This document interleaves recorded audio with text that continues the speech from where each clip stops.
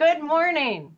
I'm so glad that Billy can edit these things. It's good to see all of you at the intersection today, where faith, community, and civic leaders come together and have been since the beginning of COVID, but learning together, getting smarter together, to work together, to be more efficient and effective together, more compassionate. But it's good to see all of you here. A couple announcements before we get started. One big announcement that I'd like to put out there is that this coming week, Dr. Izzeldine Aboulish, fascinating name, right? He's Canadian Palestinian, a medical doctor, and he will be in town all week. And there's a schedule. I mean, he has a schedule for the entire week that he will be here speaking and sharing with people. He worked in Israeli hospitals. Several of his family members have died in the conflict in Israel and Palestine. And then he has also written a book called I Shall Not Hate. So his stance in all of that, right, is still love and compassion. One part of it that I wish to note, it's open to the public and no cost, is a doctor's roundtable. So looking at what's happening there as a health issue and concern. This is his book here on the left. The Sisters of Charity of the Incarnate Word are bringing this all to us. These are the doctors who will be at that roundtable. Our own medical Dr. Junda Wu will be facilitating that roundtable. And here's Dr. Izzeldine. But we also have 5 other local doctors from different disciplines, osteopathic. I know Kathy, she's retired now, but pediatrics. We've got our own Kenneth Great Kemp, who was so instrumental to us during COVID because he's a clergy, senior pastor at Antioch, but he is also a medical doctor, military. And we also have the director of ethics at UT Health, as well as dental. So that roundtable should be, I think, very fascinating. If Martha Ann is here, we can take this, but you can put this into chat and you can get the full schedule. There's a book review on Wednesday night of his book, I shall. Also open to the public. So there's lots of open to the public opportunity to hear him and talk with him. So I don't know if Mark Wittig wants to add to that because he's responsible for the book review. It's going to be very special. Just go to executivebookreview.com and register. We'll have a name tag for you. We're expecting a good turnout. And is the book review also going to be at Incarnate Word, Mark? Yes, it's Incarnate Word. And it will also be on Zoom if you'd like to watch it on Zoom. Yeah, so and let me clarify. It's at the Village at Incarnate Word, which some people say call the Retirement Center. So I'll put a link in chat right now that will clarify all that. And we hope everybody can come or listen in. Thanks. It's going to be amazing. He's also been nominated for the Nobel Peace Prize.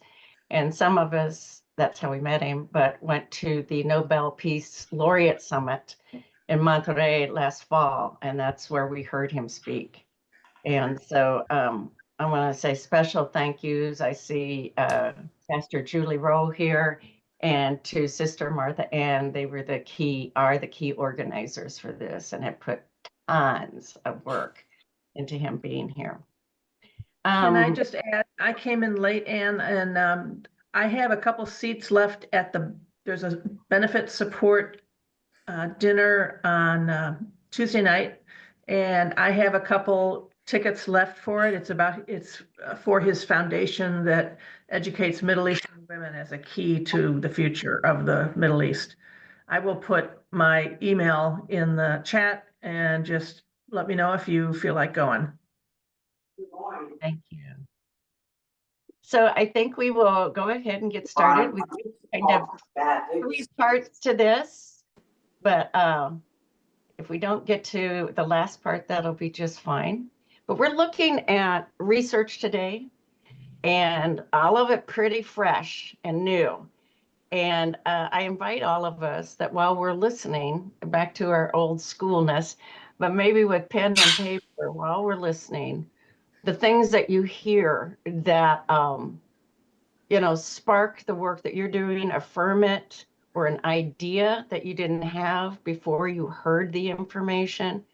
And, at some point we could even, talk about what we're all hearing, but we can also put those things in chat.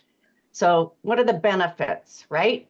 What are you getting from the information? So first I want to introduce our own Billy Cox, who's been powering most of At the Intersection for several years now. But Billy pulled some data yesterday about Sacred and At the Intersection itself, the work that we're doing right here. So Billy, you want to share that with us? I did do some research, Ann, and some of it was surprising, some of it wasn't surprising. Of course, as you pointed out earlier, I live in the middle of Sacred and see the data every day, so it's maybe not so much to me, more so to you. Sacred gets about 13,000 visitors a week. Internalize that number for a moment, realize the magnitude of activity of people looking for help for probably other folks, a lot of individual users, but a lot of people who are professionals helping others. It was also fascinating to go back and look at the videos, and they go back over 2 years. They go back quite a ways, and as a result, you go back and look and see some of the topics that were interesting to us way back there. But in total, we have 136 total videos. So far, we've had 2,676 views of those videos. That on a per video basis, some of them not as much as others. But that's most people who operate on YouTube would be pretty happy with that level of activity. And not surprising, perhaps the most watched video by a lot was our January 11th, 2022 with Ron and Ann. That one got by far the most views. But not too far after that, Kate Giseldo's discussion from the Office of Sustainability got a lot of traffic. It also got more comments than any of the others too. All of them grateful comments. July 14th, History of Compassion, an interesting one, and January 2nd one, the one we had with Eric Rosand from Strong Cities, got a lot of views as well. So some not surprising. Getting Ron would generate a lot of traffic, but Kate and the others, those were also quite interesting to the group as well. And then I decided to go back and pull our data. This is for the last 12 months worth of activity on Sacred, and look at some of the factoids. I got 2 slides, they'll go pretty quick. One is what are the categories that people look for? So just to kind of put it in context, we have on the website, we have 11,500 programs listed in 140 categories. And these are the categories that people select to go look for help in. Not surprising, suppose it is helping pay for housing, and then food, and then helping pay for something related to your house, and then something related to not getting kicked out of your house, and then food and more for your house. So a lot of issues in the community around housing, a lot of issues there. And then that correlates then with if you look at the organizations that are most often referenced, City of San Antonio's Neighborhood Housing Services Department, again to do with housing. So surprising, but not so much maybe. And then SVDP, who helps a lot of folks find housing or helps them stay in their house. Interestingly, Sacred gets a lot of traffic there, which I went and dug into it a little bit. It has to do with the seminars that we run, the work groups that we run in the community. CAM gets a lot of attention, and so does CHCS. So again, some surprising, maybe some not so much. And then it's always interesting to look at what people search. And by the way, I see all of the searches, and people are horrible spellers. I mean, horrible spellers. I've seen housing misspelled more ways than you can imagine. And guess what? Food, housing, rental assistance, utility, rent, and food. Those are probably 80% of the searches that happen on our site. And they sound just like the ones from the category, people typing them in the search box instead of going to the category.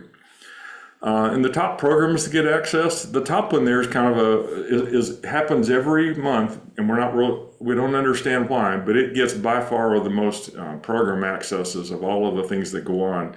So I don't know if that's a sad commentary in our community that one gets so much traffic, or it's just I'm sure it's a valuable program, but it's kind of interesting that it gets the most traffic. And then you see the others there, a lot of support for folks to stay in their house and get help staying in there. So these are the most common ones. I thought the one on migrant support services was kind of interesting given all of the dialogue and rhetoric these days. But there's a lot of folks trying to help other folks in those categories. So, Ann, do you want me to take questions right quick? Is that a good thing to do? Why don't we, just if there's one or two questions, that would be fine.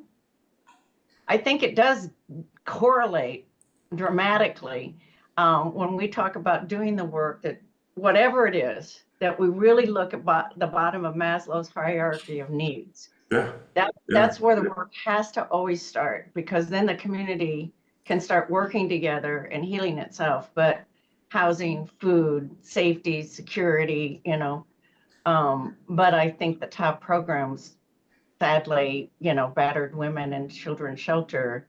Yeah, that's a tough one. This is not it's a quiet behind the scene, but it's not small.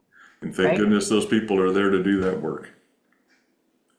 Any other thoughts or questions in chat, or just open your mic real quick for Billy? Julie says she uses it 2 to 3 times at least every day as a chaplain. Awesome. Chaplain. Thank you, Julie. We ought to talk, because I got some tools coming up you may like. All righty. Well, then I'm going to go ahead. Thank you, Billy. And I will send out these 3 slides to everybody. I want to introduce Amanda. She's interning with the Faith-Based Initiative and Compassionate San Antonio. So that means that, we're working together. And she's at Alamo Colleges, and we generally have 1 to 2 Alamo Colleges interns working with us, doing great stuff. And so a wee time back, I got the latest data from Census, from the Public Religion Research Institute, PRRI. If you're not familiar with them, that you can go to that website, PRRI, you can get on their list, and they will send you the regular research they're doing all the time. In fact, the most recent one, I think, was religions related to the elections. But they sent the census out. I handed it over to Amanda, and I said, what's important in here about San Antonio? So I'm going to hand it to her, and she has filtered out what's in there that she thinks we need to hear. Yes. All right, let me see if I can share here. You should be able to. There we are. So I'm going to start with the overall religious landscape of America, and what that shows currently and over time. So this is the website, super easy. This first chart is fascinating to me. It's categorized by religion and race. And so here we can see mostly white Christians here, white evangelical Protestant, white mainline non-evangelical Protestant, white Catholic. That takes up more than a quarter.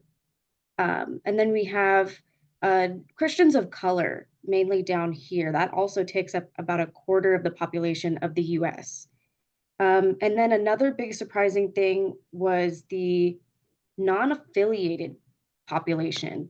There's a minority of Jewish, Muslim, Buddhist, Hindu population here. But the biggest part that I wanted to take out of this was the unaffiliated population. And I have my own theories as to why this is happening. But the website here is showing us that there is a decline of white Christians. And this chart shows us the decline of white Christian subgroups and the rise of religiously unaffiliated population. And we can see that right around 2017 and 2021, the rise of unaffiliated breaks a quarter right around here and is skyrocketed. But the decline of white Christians is slowly, more gradually decreasing. And as we continue on through the website, the theories as to why become apparent here. The age groups that have the sharpest increase of unaffiliated population is going to be Gen Z and millennials here. From 23% to 34% is large. And I think personally, it has something to do with younger Americans are becoming more religiously diverse. And we can see through here, there's a large chunk of the population that is unaffiliated. But here we can see that there's more of the population that are in these smaller subgroups than over here in the 65 and up range and the 50 to 64 range. Mostly here in these older populations, they're going to stay in these white Christian areas. But as socially we become more accepting of other religions and the blending of these religions, it seems that people are becoming, I guess, more flexible with how they identify personally. So that's why I think that the unaffiliated population is going up. I think that more people are finding it hard to fit themselves into these little boxes. Personally, with my family, my husband is going to be in this white mainline non-evangelical Protestant group, and I would be in the Hispanic Catholic group. So my son would have a hard time trying to figure out which group he would identify in. So he might have more of a reason to just put unaffiliated, while he's still going to be religious. I wanted to mention here that this unaffiliated group is most likely still going to be religious in a sense, still going to want community outreach. And I don't think that this group is just going off the rails, no morals, no religion there. I do think that there's going to be religion there. And the rest of these charts and this research is still super interesting. But what I wanted to touch on just a little bit was the Democrats and Republicans and the change that is happening, the shifts that are happening there. This is going to be the same exact chart as before, just the millennials, Gen Z here, but the Democrats here have way less white evangelical Protestants, white mainline non-evangelical Protestants compared to the Republicans here. Mostly Christians of color from the Democrats here and unaffiliated. Republicans are going to be mainly white Christians here, which is really interesting. I think that's reflective of what's happening in the US.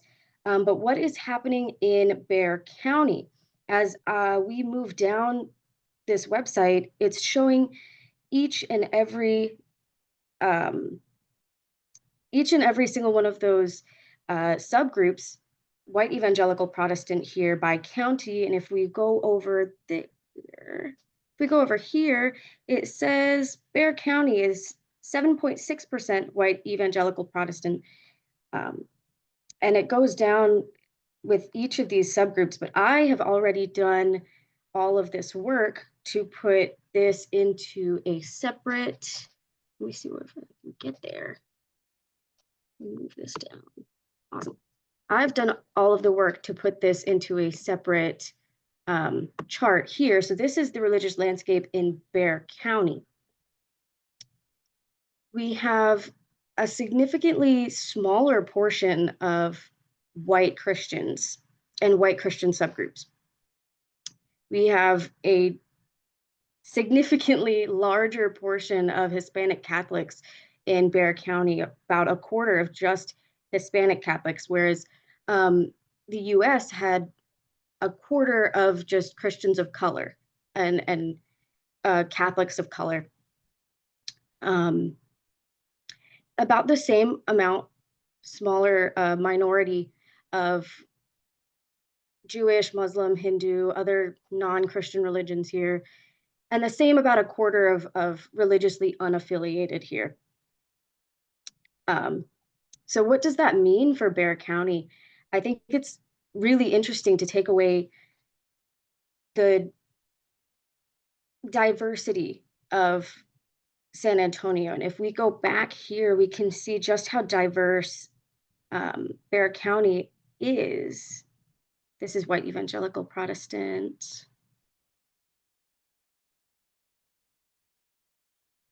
Where is Bexar County? You had it there for a second. And There we it's are. really hard because it's a little chart and it's a little dot. Yep. Yeah. So our religious diversity score is about 7.7%. And I think that it's just really interesting to see that, to see how the population and how they're thinking, what their morality is, what they're basing their decisions off of. I think it's really, really interesting. This website has so many more things to talk about. I think I saw some other websites here on the side. Losing religion, New Mexicans have stopped going to church. This right here, millennials and Gen Xers lead the jump in religiously unaffiliated, and I see that going up in Gen Z as well, just as going to college, seeing my friends. But I don't think that specifically has anything to do with people becoming less religious, people becoming less interested in community outreach. It's arguably that the youth probably has more of a want for to participate in the golden rule and to participate in wanting more for their community, because they have more of an idea of the different people in the community, the different religious groups in the community.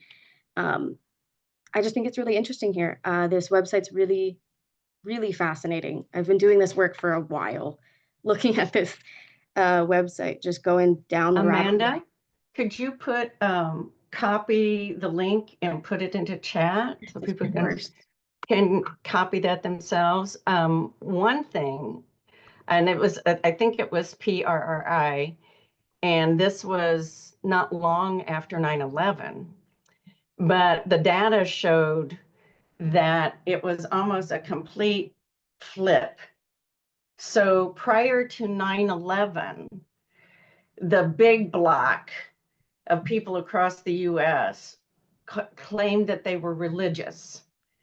And then they were, people of faith, not religious, or, unaffiliated, and some claiming spiritual, right? After 9/11, that completely flipped. And so the larger group claimed itself to be spiritual, and the unaffiliated, the kind of smaller group, kind of remained the same, but the religious connection, that category became smaller. And their analysis to that was that many people did not see religious organizations and people claiming to be religious stepping up at that time after 9/11. And so there was like a break in trust of what even religion meant in the world and actively in the world. But of course, that's many moons ago, but it did cause a shift. Did you want to look at this chart too? Cool. I just pulled it up because I thought it might have some insight as to what was going on around 9/11, but this only goes back to 2006. But the rise of religiously unaffiliated is still steadily going up. Yeah, which has also happened in other countries before the US. Any questions for Amanda? You could spend a day here, right, Amanda, or days here? Yeah. And I'm just looking at the decrease. You see the chart is steadily more and more unaffiliated, and then from 25 to 28. What years was that, and what do you think caused that? Is that 9/11? Is that what you're talking about, or? I was looking to see if it was 9/11, but this says 2006 from all the way on the left. Oh, and yeah, then so 2023 all the way to the right.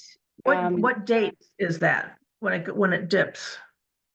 When it dips here to 17.5. which dip are you looking at? The big dip. The big dip. Can you give a number where you're dipping? What number? I can't see it. I can't see it anymore. It's up top. It's up. Oh, there you go. Okay. From 25 to 23, I think. Right there. Okay. What are the years on there? It would be 2018, 2019, and 2020. That's the Trump presidency. Yes. Ah. I think it's just maybe the political sphere was probably just being more divisive, and so people would want to latch on to their specific religion or the religion that they grew up in. That's my theory. But then right after 2020, it spikes up again. So it's 8:28, and I want, because it's a natural pause right here. One, I want to invite people, if you've had some kind of connective realization or some idea that sparked from anything that you've heard, go ahead and put that in chat in a few words or something, so we can kind of get some input from everybody before people have to start leaving. I want to thank those who do need to leave in the next couple minutes for being with us today. Next week, Dr. Izzaldine Abelish will be with us at the intersection. So that's part of his schedule. So we'll see you next Thursday. And the mayor is planning to be with us the following Thursday, and we'll be talking about immigration in particular. I'm sure he'll talk about anything we might want to talk about, but being a son of an immigrant, etc., he has things to share. And that was one of our big questions most recently. So that's the upcoming schedule. Do we have questions, comments about what you've heard or have seen? For Amanda, thank you, Amanda. I think you did an excellent job. And I also appreciate hearing from someone much younger than myself and reading information and how you're reading it. I'm learning, I would say the biggest learning I had this morning, because I've looked at this data before, but it's just hearing it through your eyes, Amanda. So I appreciate that. Thank you. Any other comments, questions? And I encourage you to go to, and if Amanda, you could put that link into chat. I encourage you, however you need and want. I appreciate too, Amanda, that you put that pie chart together for Bexar County. And what I'd like to see, and maybe we can work on that, is to have that pie chart next to the pie chart of the country. So we could kind of do a really quick look-see, and we can get that out to everybody.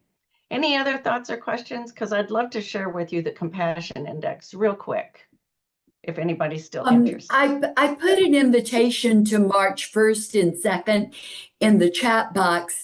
I wrote a grant to get the money to have March 1st and 2nd. And the types of things Amanda was saying were all in the back of my mind. The great cultural diversity. And if you're praying, whether you're praying from any of the great traditions, we need to be aware that we're people from all over the world and we're speaking all sorts of different languages. So open invitation to March 1st and 2nd. Thanks. Thank you. So if it's okay, I'm going to move on to the compassion index. This is the first measurement of compassion in terms of cities.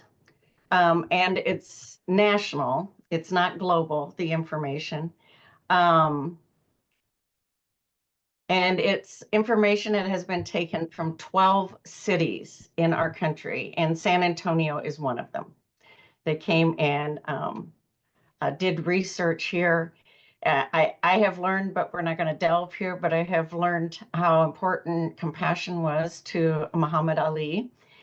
And he was a son of Louisville, and that's where the Muhammad Ali Center is. And so they were instrumental in bringing this research forward.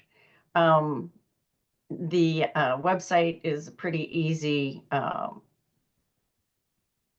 The words will come out yet, but the address for it's pretty simple. I'm going to scroll through this quickly.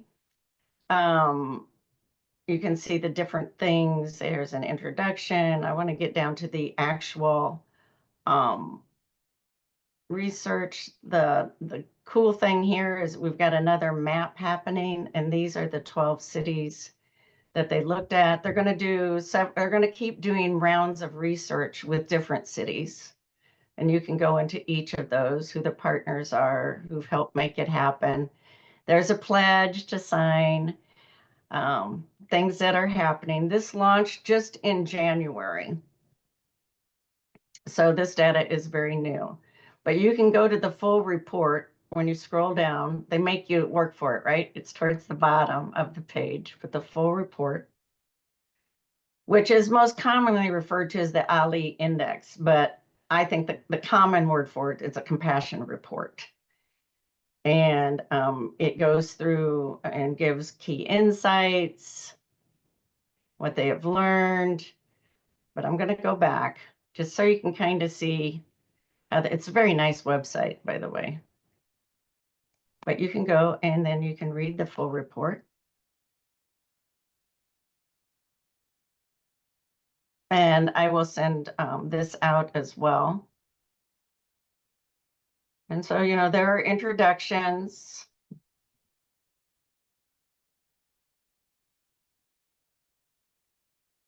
I want to get to page 30. I'm going to the objectives of the report, the framework they use for those among us who are researchers, and the behavioral analysis. One of the things that they call the sweet spots, but also where people are leading these conversations. So you'll see here spiritual leaders, self-care psychologists, education, teachers and community organizers, healthcare, doctors, nurses, and health aides, sports, politicians. So this is across the country. There are parameters in the indexes. There's an executive summary.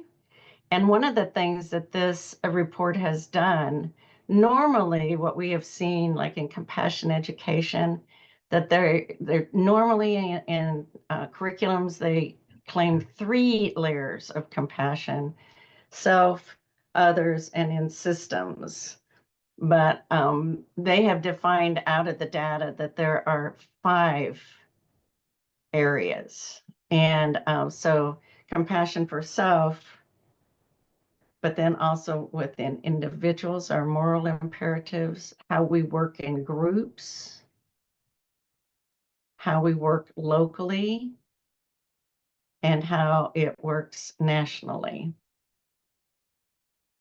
And the sweet spots for development of compassion are spirituality, self-care, healthcare, education, sports, and politics. It seems like in those areas, it gets the most traction. And what this report is trying to do is amplifying voices from 12 pilot cities. And how did San Antonio get chosen?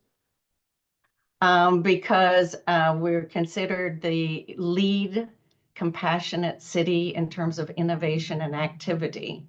And so it was thrown in by the Charter for Compassion. So one of the partners in this was the Charter for Compassion. And a lot of the cities that are listed and looked at are in that same kind of category. And here's one, how they think it's changed. This is sad, right? That compassion has actually decreased over the past 4 years.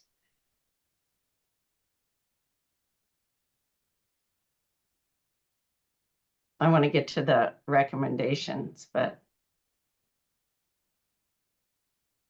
and you can see, look at this.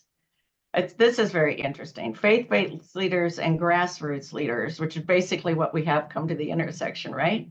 But this tells me we need to, get our sports leagues more involved. That's a place that really can instill compassion and strengthen it. So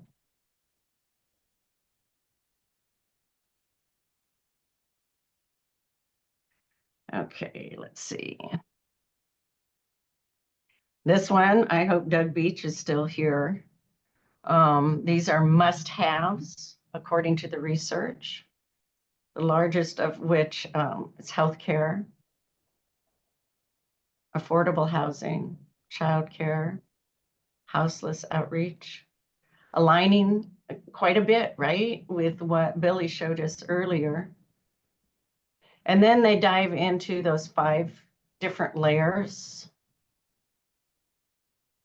Top reason people struggle to be self-compassionate.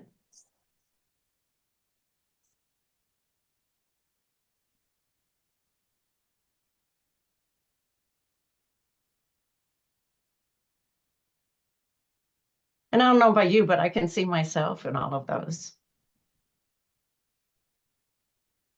Here they're talking. Yes. What was that? Can you just read those categories? Can you just read the? Yeah. What are those categories? 27% is low self-esteem. 24 is guilt about prioritizing myself. 23% is comparing myself to others. 21% feel unworthy of compassion, and 20% not enough time for self-care. Thanks. 63% of people say it's possible to be compassionate towards others without being compassionate towards self. 40% of people with lower self-compassion are less compassionate overall compared to those with higher self-compassion, indicating there is a ceiling on compassion if you have low self-compassion. So nurturing it is important.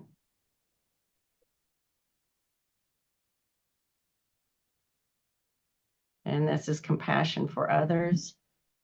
Let's see, we're page 15 and it's 8:40. I'm going to scroll down to page 30. And you can all look at this much more on your own, but through page 30, look here. These are by cities. And we are not necessarily the strongest. The purplish at the top are promoters, the positive people, into compassion kind of thing, right? And San Antonio is at 39%. The highest is Seattle, and the lowest, Las Vegas. People who are neutral to it is this blue space. And so back to Las Vegas, there's a 35% there. San Antonio is at 30%. The lowest one is Louisville at 28%. And then the detractors, people who, violence and things that detract, is this orange gold at the bottom. And Las Vegas has a larger detractor space. The smallest one is Seattle. And, we're on the lower side, but not the lowest, right? It looks like, these are the overall rankings. Anyway, I want to get to page 30 in the next 4 minutes because it gives their recommendations, which I think speaks, here we go. Strategic recommendations for a more compassionate America. Fund mental health services that emphasize self-compassion. And so this comes, like out of the data, but enhance the mental and emotional health, address houselessness, build those communities back to the, bottom of my Maslow's hierarchy, tackle food insecurity, and promote physical activity. I doubt that any of that surprises us, but I think it could help us in prioritizing some things too, or adding to that mental health self-compassion, or building the skill, creating curriculums, develop scalable campaigns, and recognize and measure the success. I feel really great about this because San Antonio has created curriculums for the planet, not just for our city. And over here to embed those practices right into HR and employee training. And we've been working on that in the city. To invest in compassion, build a compassion innovation network. We've got some compassion networks, but I've never thought of it necessarily about compassion innovation. And that kind of tweaks my brain. If, we had a collaborative on compassion innovation, what would come of that? I don't know. Champion participate, I can't say it, budgeting, which we do with the city through our equitable budget. And that is, it's going to be more, but it's been developing with more and more community input. And established more public-private partnerships. Empower more pride in where we live and, who we are. So enhance quality of life, foster inclusive connections, and highlight everyday acts of compassion.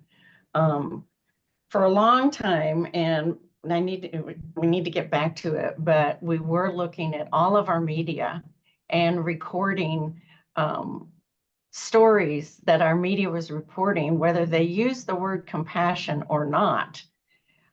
They were compassionate acts, whether it was a Girl Scouts, neighborhood libraries, or, a fireman getting the cat out of the tree, those things. That's kind of dropped. So that kind of this call to action. And then it goes into who brought it all together. It's 8:44. I hope today has been somewhat informative, a lot of information, but there's a lot more out there that can inform, the specific areas that we're each working at. Oh, great. Ann Horst puts in there affordable housing. And then she asks, what will happen to Compassionate San Antonio when our mayor heads out? Well, it's already happened and is happening. So 14 months ago, so it was an 18-month strategy.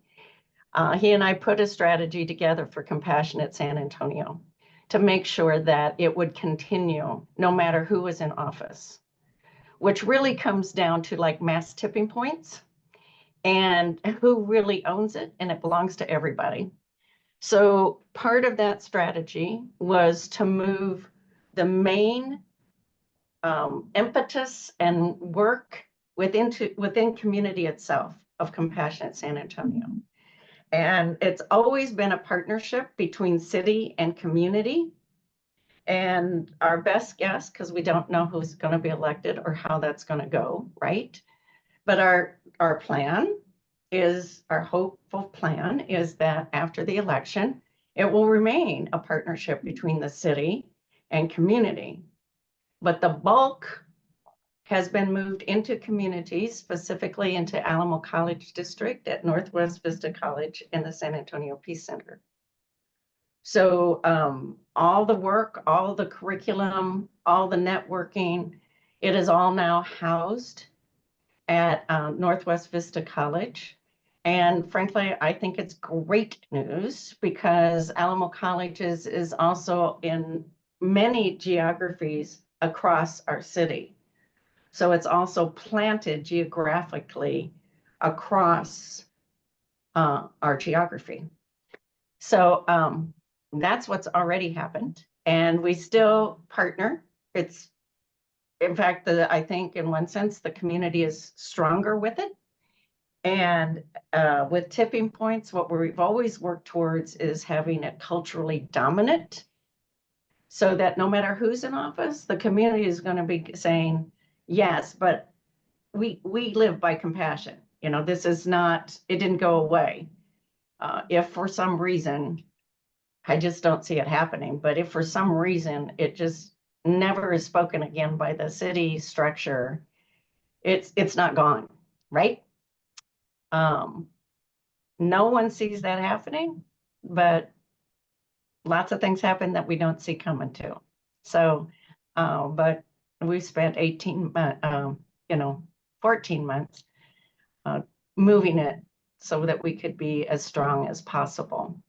I also want to note, and then I'm going to sign off because it's 8:47, but April 5th is International Golden Rule Day. I don't know what's going to happen. It's also the Final Four is when that's happening in San Antonio. Yay! Maybe that's what'll get us involved in sports. Maybe we just need to connect with the Final Four and have our Golden Rule Day. I think we just came up with the idea with the Final Four. We just entrench it with the Final Four. I don't know. But we did have right at the beginning of COVID, a gathering on International Golden Rule Day, and we celebrated it. And if you've ever seen a downtown skyline at night that is all the lights are golden, that photograph was taken on International Golden Rule Day, April 5th, 2020. It was planned that that would happen every year, but COVID continued. But the plan is that there's going to be something around April 5th. The only time the mayor has available on his calendar between April 1st and April 7th is noon on April 6th. So my best guess is we're either going to have something new at noon on April 6th, or somehow we're going to weave it into the Final Four, which would bring us in alignment with sports, right? Which we just read. All right. Thank you